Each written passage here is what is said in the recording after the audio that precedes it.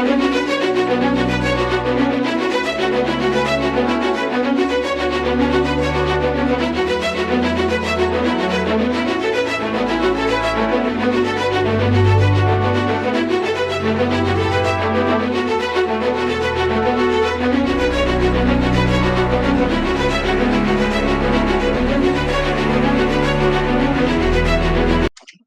मैं हूं मयूरिका और आप मेरे साथ देख रहे हैं वीएनएम टीवी। वडोदरा ने फिर एक बार एक ऐसी घटना को देखा जिसे शायद हम कभी नहीं भूल पाएंगे। वडोदरा में कई सारी दुर्घटनाएं होती रही है, लेकिन होली की पूर्व संध्या यानी जब होली का दहन हुआ और सभी ने सुख समृद्धि की कामना की, उसके कुछ ही घंटों बाद कुछ ऐसी घटना घटी कि हर किसी को अपनी सुख और समृद्धि पर कहीं ना कहीं आशंका सी होने लगी कि क्या हम सुरक्षित है। कारेलीबाग में मुक्तानंद सर्कल से चंद्रावली सर्कल जाने वाली सड़क पर अचानक एक बेलगाम कार रफ्तार आता है जो कॉलेज का स्टूडेंट है, बहुत छोटी सी उम्र, 23 साल, 22 साल, 23 साल, 24 साल का एक लड़का, और उत्तर प्रदेश से यहाँ पढ़ाई के लिए आता है। लॉ फैकल्टी में पढ़ाई करता है, कहीं ना कहीं दोस्तों की संगत में या किसी भी और तरीके से ड्रग्स, नशे का या कुछ और सेवन करता है और बेरफ्तार बेकाबू गाड़ी चलाता है और कई लोगों को एक साथ कुचल देता है। उनमें से एक महिला की तो मौके पर ही मौत हो जाती है और कई लोग अभी भी अस्पताल में इलाज ले रहे हैं, जिसमें 2 छोटे-छोटे मासूम बच्चे भी हैं। यानी जब वडोदरा शहर रंगों की होली खेलने की तैयारी कर रहा था, तब रक्षित चौरसिया नामक एक स्टूडेंट ने खून की होली खेल डाली और उसके बाद जो हुआ वो लगातार आप पीएनएम टीवी पर देख ही रहे हैं। आज इस मुद्दे पर चर्चा करेंगे कि आखिरकार कब तक तथ्य और रक्षित जैसे युवा लोगों को यूं ही कुचलते रहेंगे। इसका जिम्मेदार कौन है? क्या प्रशासन, क्या पुलिस, क्या ट्रैफिक विभाग, क्या सरकार या फिर समाज या माता पिता की परवरिश? किन मुद्दों पर ध्यान दिया जाना चाहिए और क्या गलती हुई है जिसे अगर हम सुधारते हैं तो शायद आने वाले वक्त में ऐसे हादसे ना हो। इसी पर चर्चा के लिए कुछ खास मेहमान जुड़ गए हैं। सबसे पहले आपको उनसे मिलवा देते हैं और फिर उनके साथ बैठकर चर्चा करेंगे कि आखिरकार ये जो हुआ उसे कैसे रोका जा सकता है।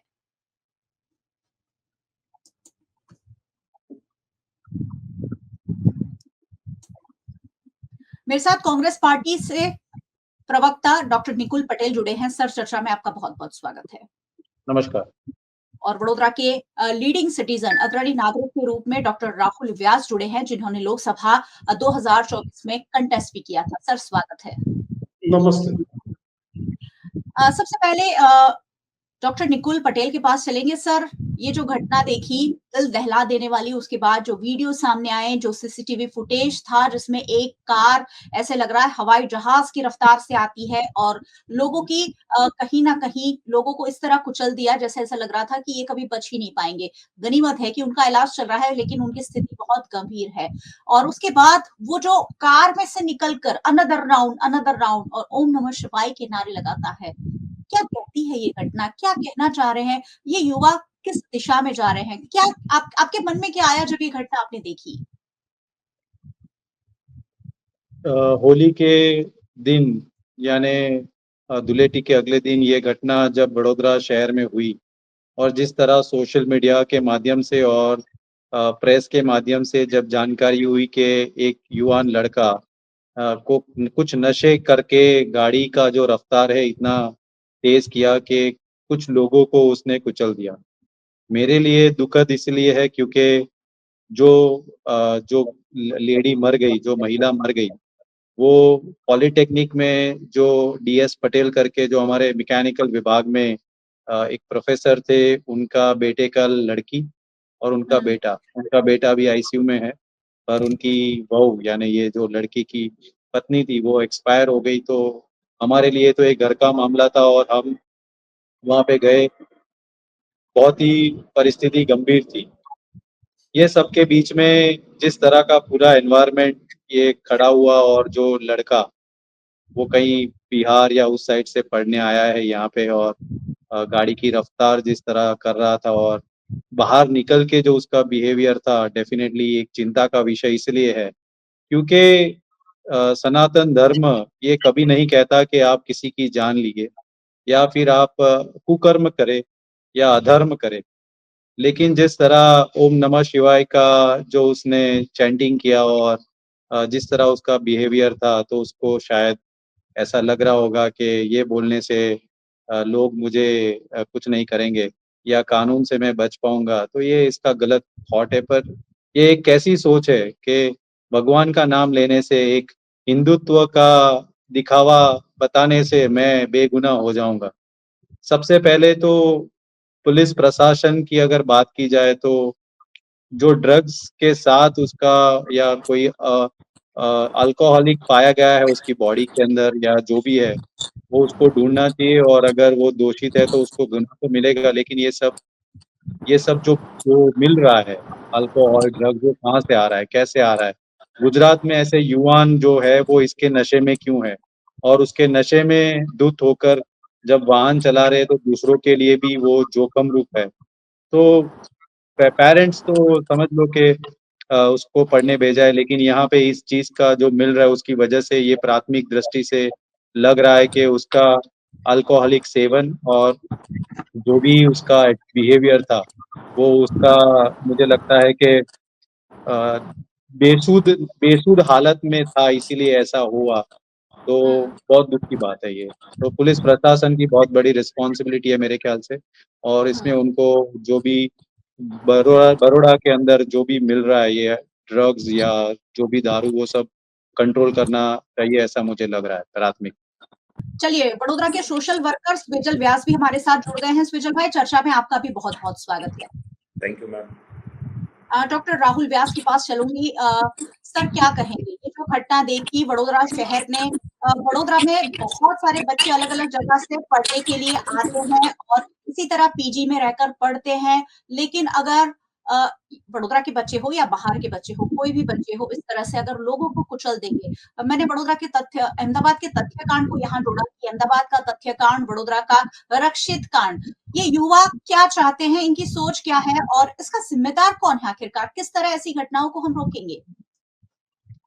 इसका ये जब घटना हुई और मुझे रात को 9:30 बजे पता चला, क्योंकि मेरे घर के काफी करीब है ये जगह, इतना आहत हुआ हूं कि मुझे लगा कि हम किस आदमी की लाइफ इस देश में सुरक्षित है, कौन बता पाएगा।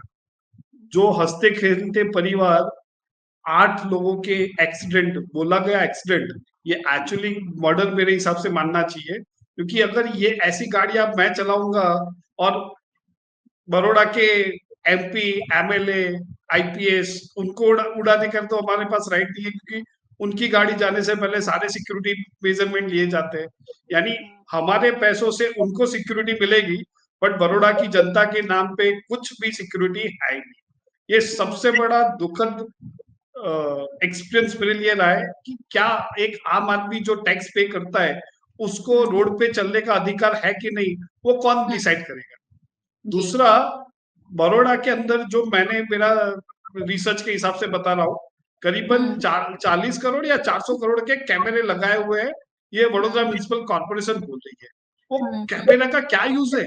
अगर ये लड़का कहीं से तो पहले भी ऐसे स्पीड में गाड़ी चलाया होगा, क्या वो डेटा को एनालाइज करके अगर ऐसे लड़कों को या जो रश ड्राइविंग करते हैं उनको पहले से ही एक्शन में लिया जाए और उसका लाइसेंस कैंसिल किया जाए, तो कितने लोगों की जान बच सकती है। आज की तारीख में बड़ौदा ऐसा हो चुका है, मेरे बाप के पास पैसा है तो मैं बड़ौदा में कुछ भी कर सकता हूँ। तथ्य पटेल का केस बहुत ही अच्छा एग्जाम्पल है, जहां पहले तो बहुत बातें हुई, आज तथ्य पटेल के फादर, उनका लड़का दोनों बेल पे है और ये बेलेबल ऑफेंस है। एक्सीडेंट में कहीं भी किसी को क्रिमिनल ऑफेंस माना नहीं जाता। मीडिया ट्रायल होता है, मीडिया की वजह से 3-4 महीने जेल में रखते, 4 या 5 महीने बाद जज के साथ भी सेटिंग होता है। ये पूरा देश सेटिंग खाली पैसों वालों के लिए हो चुका है, ये मेरे मानना है। जी।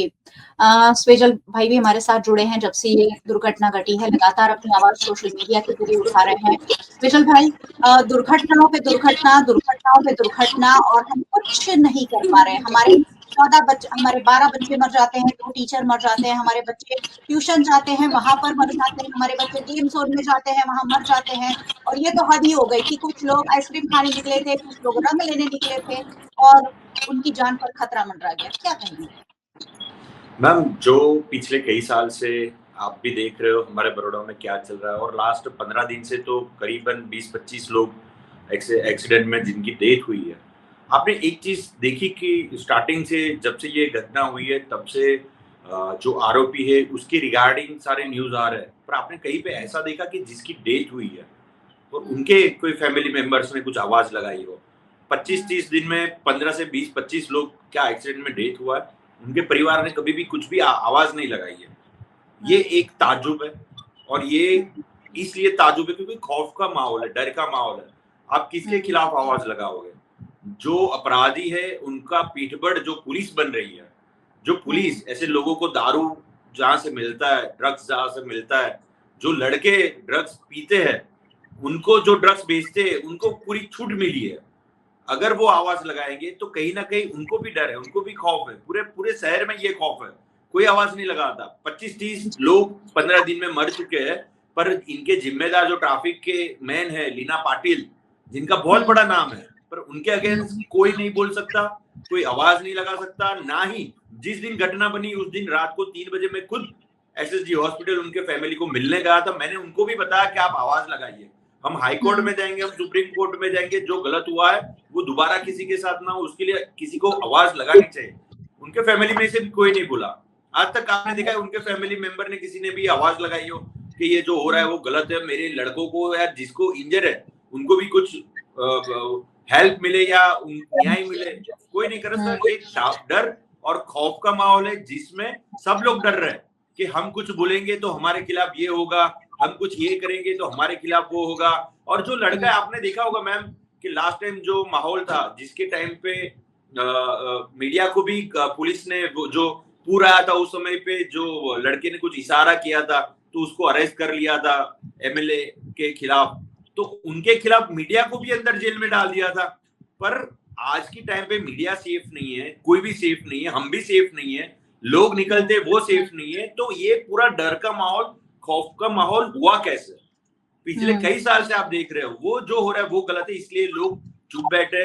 पर जहां पे गलत हो रहा है उनके खिलाफ हमारे जैसे आपके अभी हमारे साथ जो दो लोग बैठे वो लोग आवाज लगाते हैं, सबके मन में आवाज है, उनको एक वाचा देनी चाहिए, एक पहल।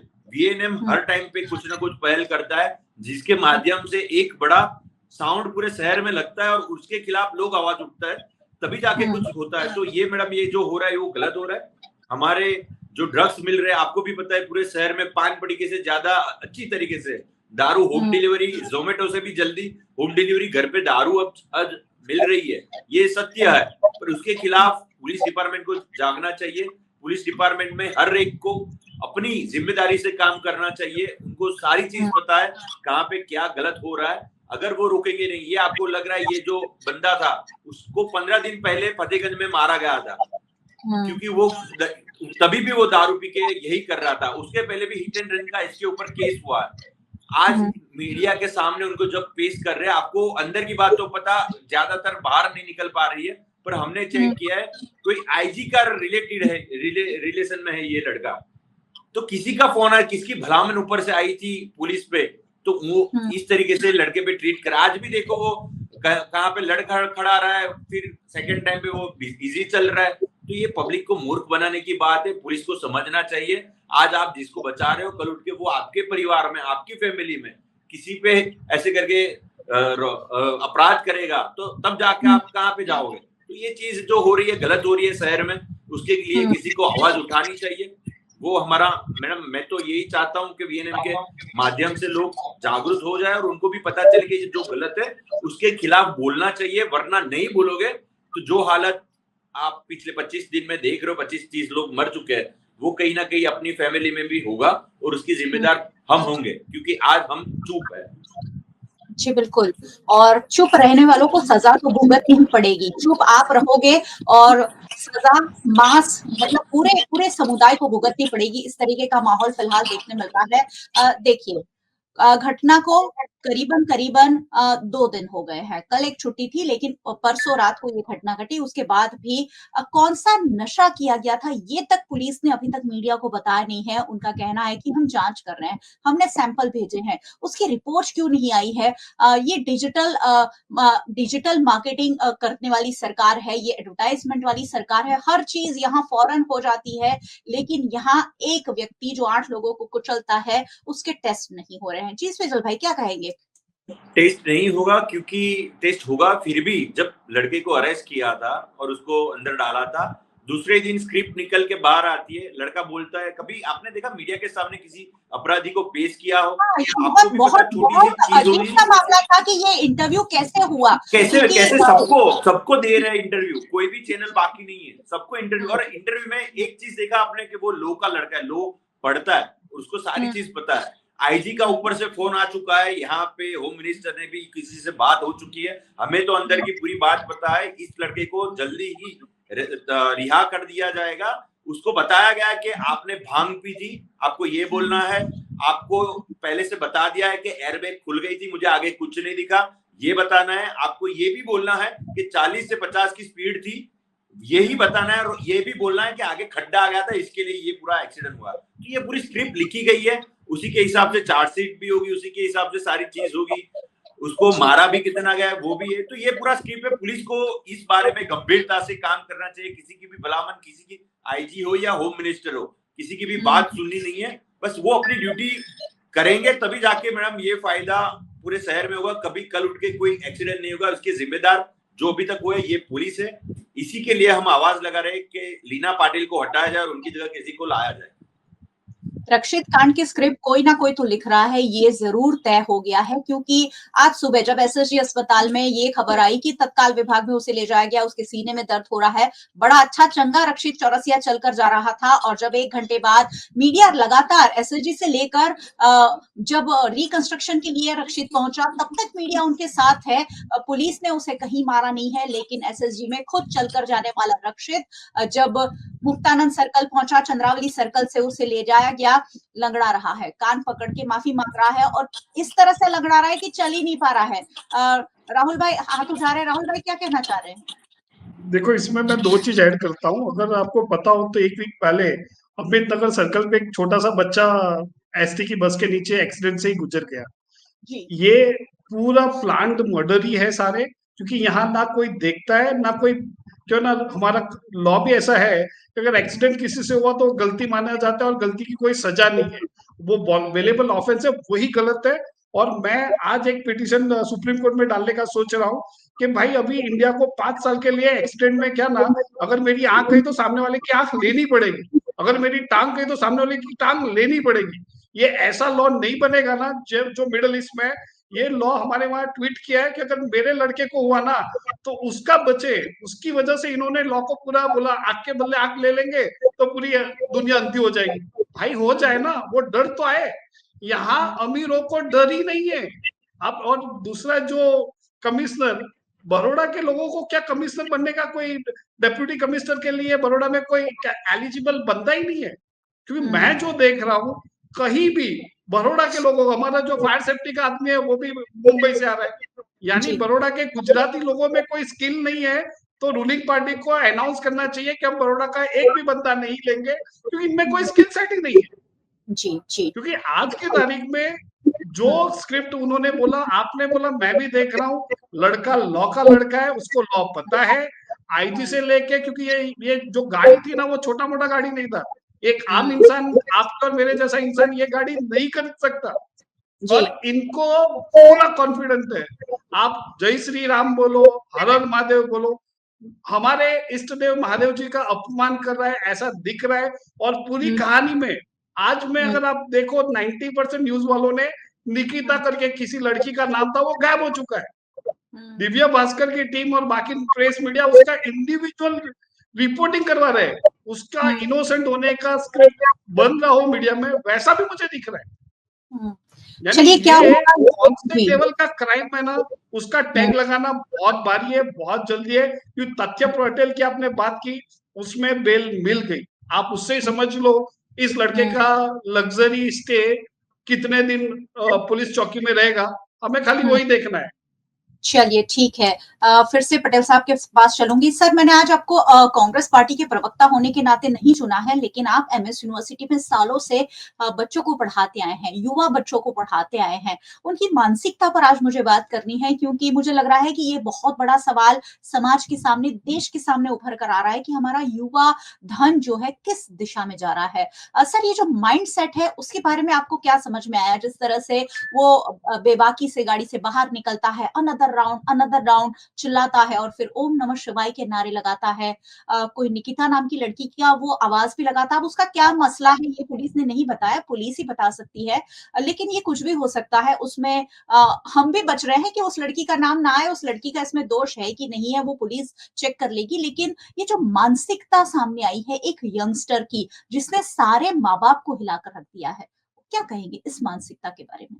नहीं, जिस तरह की घटनाक्रम बाहर आया है और ये लड़के का जो मानसिकता जो दिख रहा है, वो डेफिनेटली इस पीढ़ी की युवा जो पीढ़ी है उसका माइंडसेट फलित करता है। पर सभी लोग ऐसे नहीं है, पर मैं तो यूनिवर्सिटी में पढ़ाता हूँ और मैंने बहुत सारे बच्चों को देखा है, लेकिन जो अभी के बच्चों में जो है वो पेशेंस नहीं है।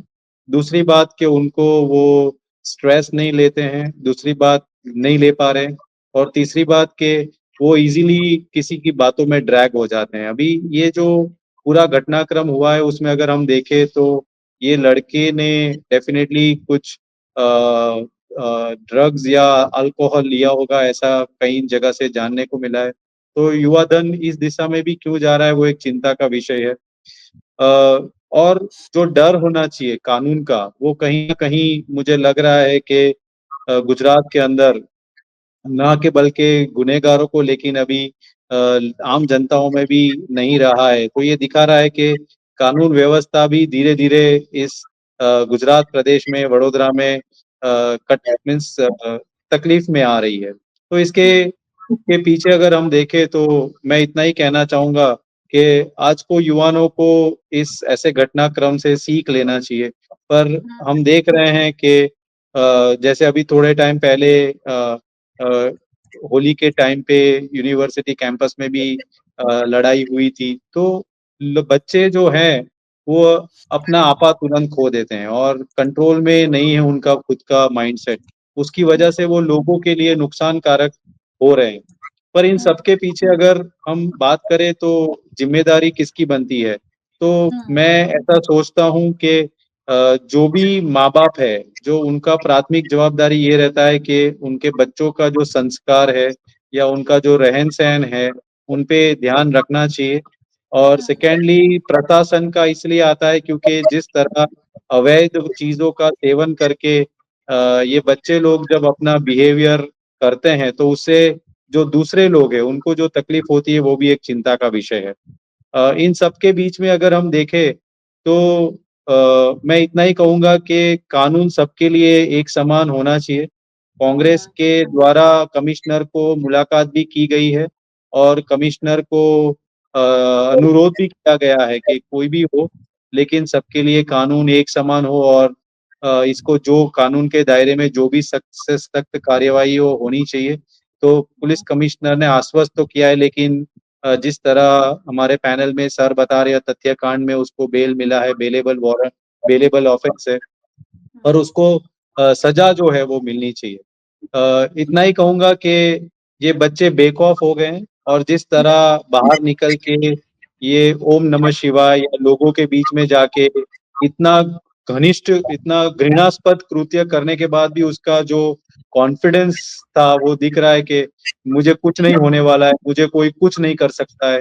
तो ये मानसिकता को तोड़ना डेफ़िनेटली एक आवश्यक है, नहीं तो आने वाले दिनों में समाज में इसका एक विपरीत असर या युवा पीढ़ी में एक विपरीत असर इसका देखने को मिल सकता है।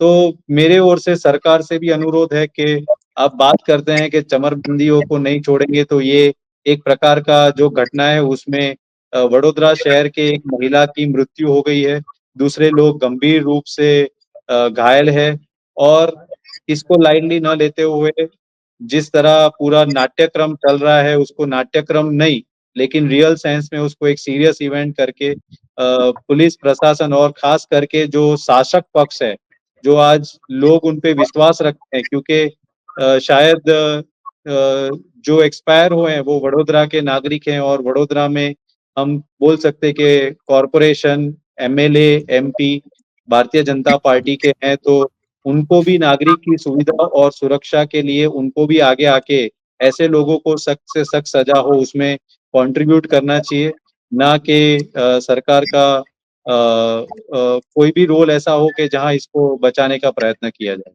जी बिल्कुल, अगर इसे बचा लिया जाता है तो मुझे लग रहा है कि ये बहुत बड़ी नाइंसाफ़ी होगी। ना सिर्फ़ वो महिला जो जी मारी गई है, लेकिन पूरे वडोदरा के साथ बहुत बड़ी नाइंसाफ़ी होगी। आज मैं मौका-ए वारदात पर ही थी जब रिकंस्ट्रक्शन हो रहा था। वहाँ जो महिलाएँ थी उन्होंने कहा कि उसे हमें सौंप दो, हम उसका हिसाब कर देंगे, अनदर राउंड कैसा होता है हम बता देंगे। इस तरह का आक्रोश है लोगों में, लेकिन हम लोग बहुत जल्दी सब कुछ भूल जाते हैं। कुछ दिन मीडिया भी बात करेगा, फिर हमारे हाथ में भी कुछ और मुद्दे आ जाएँगे, तो हम इस कांड को भूल जाएँगे। राहुल भाई कैसे रोकेगा ये सब?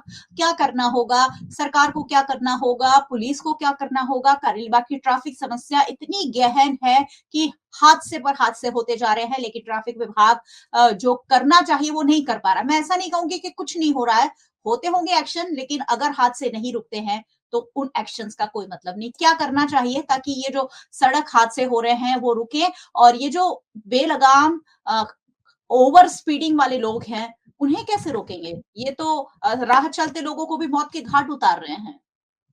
हाँ, यानी इसी के लिए मैंने पहले भी बोला, अभी फिर से उसको रिपीट करूंगा। आपने सीसीटीवी जहां-जहां लगा है, वो सरकार का पैसा यूज किया है।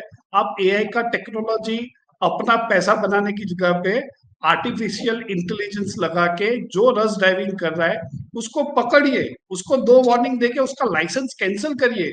ये डेटा आपके पास पड़ा है, पर आपको डेटा को कहीं यूज ही नहीं करना है, क्योंकि उसमें और बहुत सारी चीजें निकल के आएगी जहां अनवांटेड चीजें दिख जाएंगी, जिसकी वजह से ये डेटा पब्लिकली अवेलेबल नहीं है।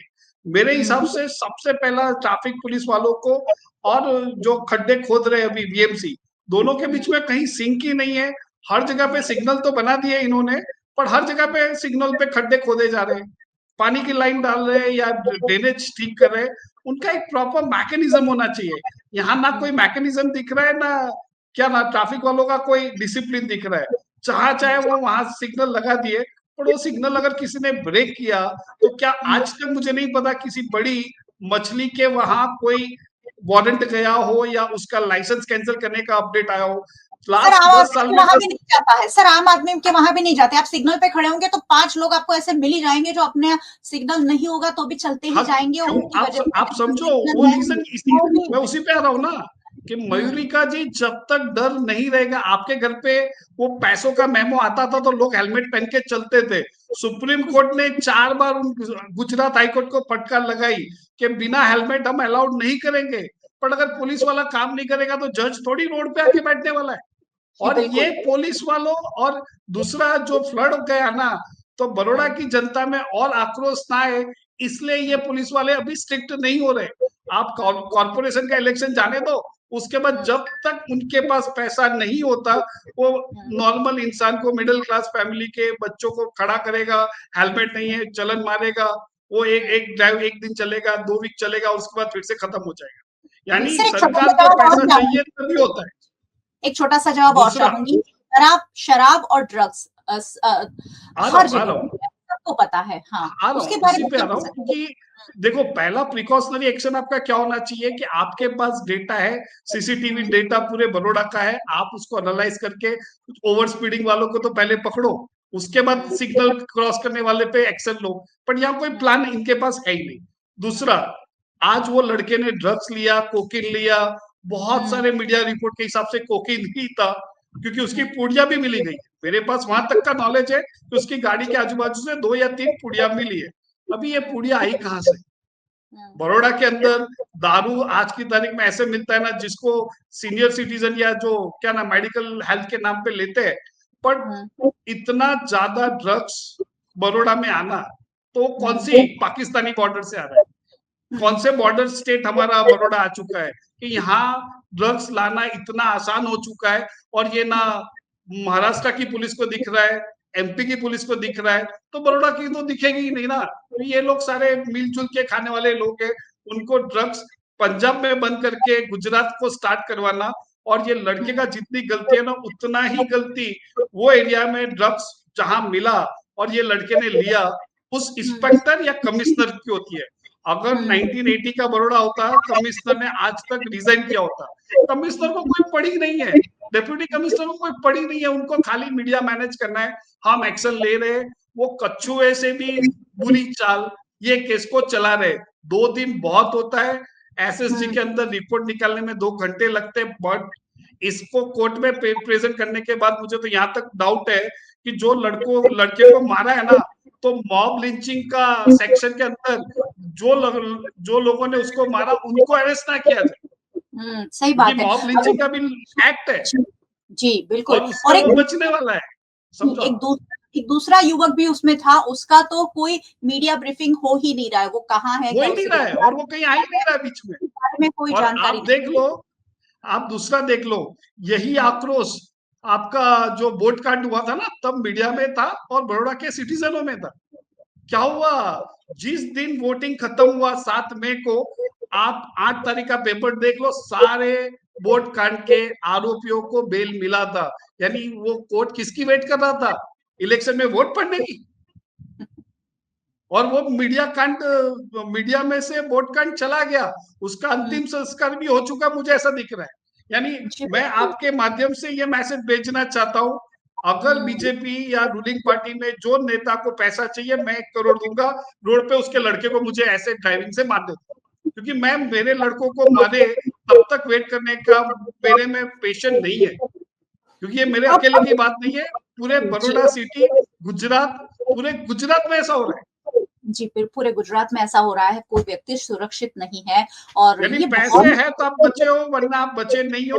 आपको एक्सीडेंट करके 5-6 करोड़ खर्चने की इच्छा है, तो ये सरकार आपको बचा लेगी। ये मैसेज जो जा रहा है, सरकार का भी ये दायित्व है कि ये मैसेजिंग कम कराए, जो मुझे लगता नहीं होगा। पूरा बैकडोर से सेटलमेंट चालू हो गया, वरना जो आदमी कस्टडी में, मैंने हजारों क्रिमिनल को कस्टडी में देखा है, उसका तो इंटरव्यू कोई छापता नहीं है, वो इनोसेंट है कि नहीं वो तो कभी बाहर आता ही नहीं। इसको 2 दिन के अंदर सारे पेपर वालों ने छाप दिया कि बेचारे को दिखा नहीं, उसको स्पोर्ट्स गाड़ी चलाना आता नहीं था, स्पोर्ट्स गेयर में चला गया तो गाड़ी अपने आप स्पीड में आ गया।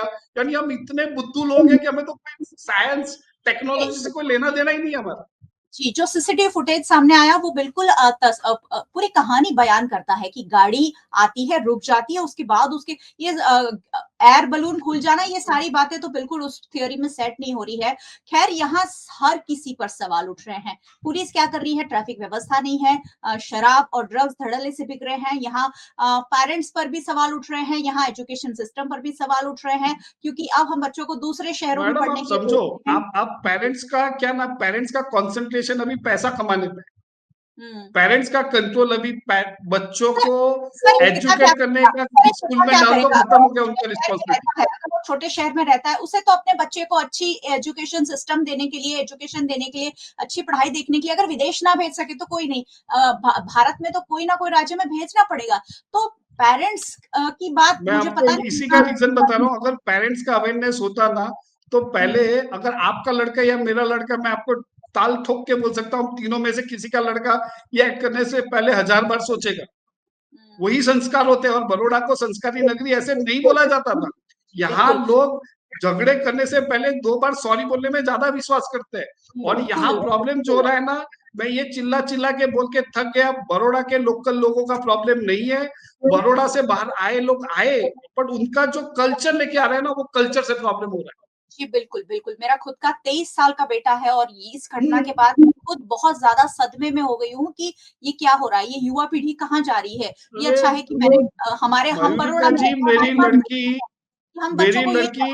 10th स्टैंडर्ड में है, मेरा लड़का 7th स्टैंडर्ड में। ये देखने के बाद बोले, पापा ऐसा भी कोई ड्राइव करते हैं? जी बिल्कुल, मतलब हर किसी को ये समझ आ रहा है, लेकिन जिसने किया, यानी ये देखने से दिखता है लड़के का इनोसेंस। ड्रग्स पीने के बाद हर किसी को पता है, you are not conscious, you don't care, और वही एटीट्यूड में उसने किया है। अभी उसका ड्रग्स का नशा धीरे धीरे कम हो रहा है, इनोसेंसी दिखा रहा है, क्योंकि उसको बचना है। किसी को मरना पसंद नहीं होता है, पर जो मर गया उसका क्या, ये सरकार को इसका आंसर देना चाहिए। और यहाँ कोई सिस्टम नहीं है, आज की तारीख में ऐसी कोई सिस्टम नहीं है जहां किसी का आदमी गया तो क्या ये लड़के को मारने का अलाउड करेंगे? आपके जी। बहुत सारे एक्सपर्ट बोलेंगे आंख के बदले आंख नहीं होनी चाहिए, ये गलत है, ह्यूमन राइट्स वायलेशन है। तो जिसके घर का अगर मेरे मेरे लड़के को किसी ने मारा होता तो मेरा इमोशन या आपका इमोशन कौन देखेगा? जी, बिल्कुल। वो जी, 23 बिल्कुल। साल के लड़कियों को बढ़ाने के लिए आपके 23 साल का सेक्रीफाइस है, आपकी हुँ। एफर्ट से हर एक इंडिविजुअल फैमिली टूट जाती है इससे। जी, और वो बिल्कुल। जी, फैमिली सिस्टम को बढ़ाना इट्स नॉट सो जी। इजी।